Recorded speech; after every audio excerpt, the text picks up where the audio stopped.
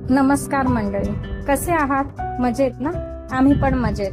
आम्ही चाललो आहे गरुड भरारी करायला, गरुडासारखी उंच भरारी घ्यायला, जेणेकरून पोटातली भूक मिटून जाईल. शेवटी पाहिलं ना, गरुड पोळी भाजी केंद्र.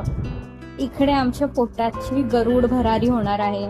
आणि आतमध्ये शिरल्यावर आतमधलं इंटेरियर पाहून तर मन थक्कच झालं.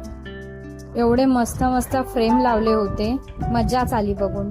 त्याच्यानंतर इथे गर्दी सुद्धा खूप होती आणि आम्ही मस्त एन्जॉय करत होतो, थालीची वाट पाहत. आणि बाहेर सुद्धा वेटिंग होती. नक्की सगळ्यांनी व्हिजिट द्या, ठाण्यालाच आहे हे. आम्ही दिनेशने मागवली होती एक सुरमई थाली आणि मी मागवली होती चिकन थाली.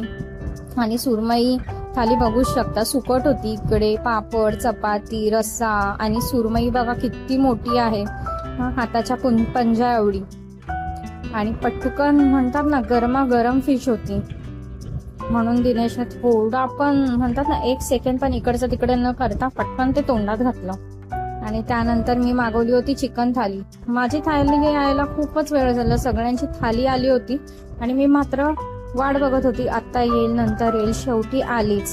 चिकन थालीमध्ये सुद्धा चिकन सुक्का होता, रस्सा होता, पापड, तांदळाची भाकर आणि गुलाबजाम आणि सोलकढी. त्यानंतर मी काही फोटो